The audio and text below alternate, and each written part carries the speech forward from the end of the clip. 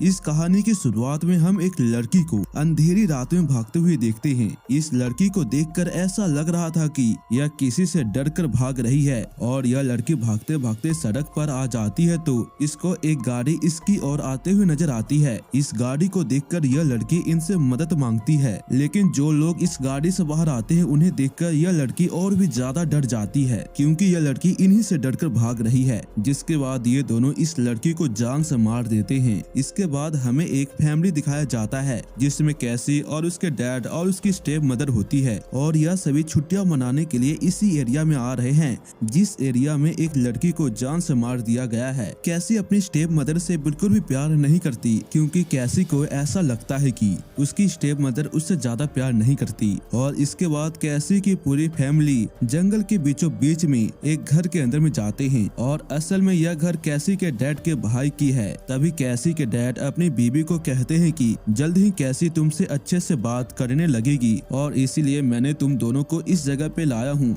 जब रात हो जाती है तो यह सभी लोग खाना खाने के लिए एक साथ बैठते हैं, लेकिन तभी कैसी अपने स्टेप मदर से बहस करने लगती है और इसी वजह से कैसी के डैड कैसी पर बहुत ही ज्यादा गुस्सा करते हैं और कैसी अपने फादर से गुस्सा होकर इस घर से निकल जाती है। यहाँ पर कैसी शहर के एक क्लब में जाती है और तभी एक आदमी कैसी को परेशान करने लगता है, लेकिन कैसी अपने पास में से एक चाकू को निकालकर इसे धमकाने की कोशिश करती है। वहीं पर हम माइक नाम के एक लड़के को देखते हैं और ये दोनों कैसी की मदद करते हुए इन दोनों को यहाँ से भगा देते हैं। जिसके बाद कैसी इन दोनों के साथ में बातें करती है और कहती है कि मैं अपने फादर के साथ में इस शहर में नई आई हूँ। कैसी इन दोनों को यह भी बताती है कि जहाँ पर मैं पहले रहती थी वहाँ पर मेरा एक बहुत ही अच्छा दोस्त था जिसके साथ में मैं एक सुनसान जगह पर जाकर बहुत ही ज्यादा एंजॉय करती थी और शराब भी पीती थी, और अगर तुम दोनों को ऐसा कोई जगह पता है तो मुझे बताओ। और तभी माइक कैसी को बताता है कि हाँ, एक ऐसा घर है जहाँ पर एक फैमिली रहा करती थी, लेकिन अब वहाँ पर कोई भी नहीं रहता। लेकिन कुछ लोगों का कहना है कि अभी भी उस घर में भाई बहन रहते हैं और इन दोनों भाई बहन के बारे में यह अफवाह फैली है कि शहर में जितने भी लोग गायब होते हैं उन सभी के पीछे यही भाई बहन होते हैं। और यह सुनकर कैसी कहती है कि मैं उस घर की ओर जाना चाहती हूँ। जिसके बाद ये दोनों कैसी को उस घर तक ले जाते हैं। घर के पास में आने के बाद कैसी इस घर के अंदर में चली जाती है और ना चाहते हुए भी इन दोनों को कैसी के साथ में जाना पड़ता है। इसके बाद ये तीनों इस पूरे घर को अच्छी तरीके से छानबीन करते हैं, लेकिन यहाँ पर इन्हें कुछ भी दिखाई नहीं देता।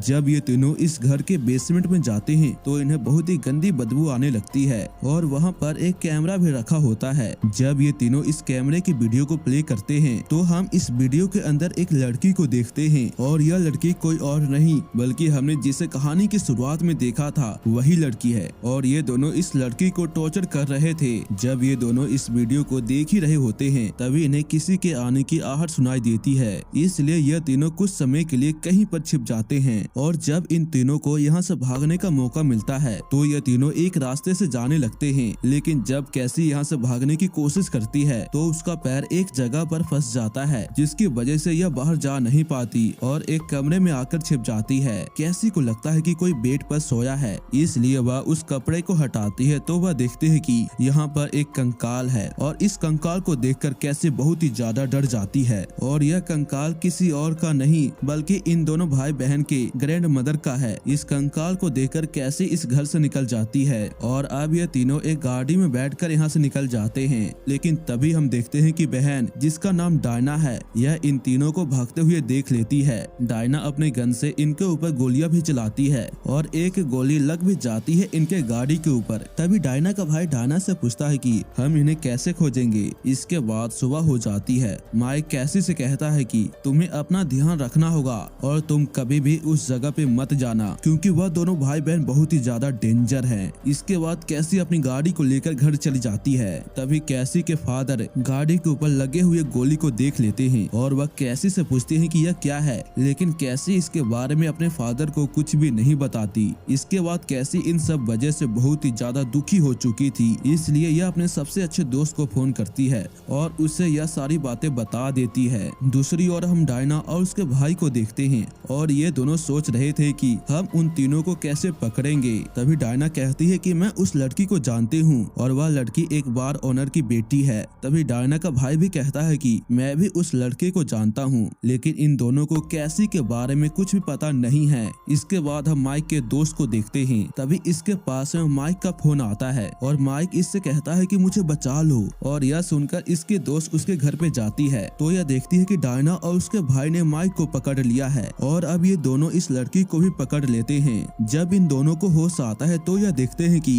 और ये दोनों डायना और उसके भाई के घर के बेसमेंट में बंद है। इसके बाद डायना का भाई इन दोनों से पूछता है कि तुम्हारे साथ में एक और लड़की थी और वह रहती है कहाँ। यहाँ पर माइक बहुत ही ज्यादा डर चुका था और वह सब कुछ कैसी के बारे में इन दोनों को बता देता है और अब ये दोनों ही मिलकर इन दोनों को जान से मार देते हैं। इसके बाद हम कैसी को देखते हैं जो जंगल में थी और तभी इसे बहुत ही अजीबो गरीब आवाज सुनाई देने लगती है, जिसकी वजह से कैसी डर कर वापिस से अपने घर चली जाती है। तभी हम उसी जंगल में डायना और उसके भाई को देखते हैं, यानी कि इन्होंने अब कैसी को खोज लिया है। इसके बाद कैसी वापिस से शहर के उसी क्लब में जाती है, लेकिन इस क्लब में कैसी को माइक और उसके दोस्त नहीं मिलती। इसके बाद हम डायना और उसके भाई को देखते हैं और ये दोनों कैसी के घर पर आ जाते हैं। इसके बाद जब कैसी वापिस से अपने घर आती है तो यह देखती है कि उसके घर के दरवाजे पर खून लगा है और इस खून को देखकर यह समझ जाती है कि डायना और उसके भाई ने उसे खोज लिया है।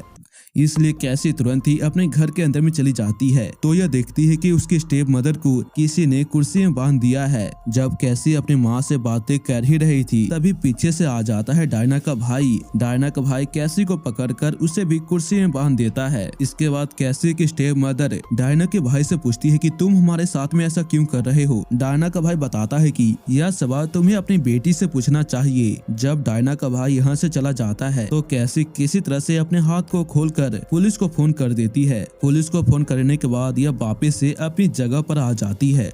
इसके बाद वहां पर आ जाता है पुलिस से और पुलिस के सामने होता है डायना का भाई। पुलिस डायना के भाई से कहता है कि मैंने तुम्हें कहा था कि तुम बाहर से आने वाले लोगों को परेशान नहीं करोगे। डायना का भाई कहता है कि तुम हमारे कजन हो, इसलिए तुम्हें हमारे इसमें मदद करनी चाहिए और वैसे भी तुमने हमारी तरह बहुत ही बुरे काम किए हैं जिसकी रिकॉर्डिंग अभी भी मेरे पास है। यहाँ पर हमें पता चलता है कि यह पुलिस वाला भी इनके साथ में मिला है। जब इन दोनों के बीच में बहस हो ही रही थी तभी डायना एक गन से इस पुलिस ऑफिसर को जान से मार देती है। इसके बाद हम घर के अंदर कैसी के डैड को देखते हैं जो अपनी बीबी के रस्सी को खोलने की कोशिश करते हैं, लेकिन तभी वहां पर आ जाती है डायना, जिसे देखकर कैसी के डैड तुरंत ही डायना पर हमला कर देते हैं। लेकिन डायना एक चाकू से कैसी के डैड को जख्मी कर देती है। इससे पहले कि डायना कैसी के डैड को जान से मारे तभी कैसी अपने डैड के गन को लेकर डायना के ऊपर गोली चलाती है। डायना कैसी से बचने के लिए कुछ समय के लिए छिप जाती है और फिर अपने भाई के पास में जाती है तो वह देखती है कि उसके भाई ने कैसी के डैड को फिर से पकड़ लिया है और कैसी अपनी जान बचाने के लिए जंगल में भाग जाती है। जिसके बाद डायना का भाई डायना से कहता है कि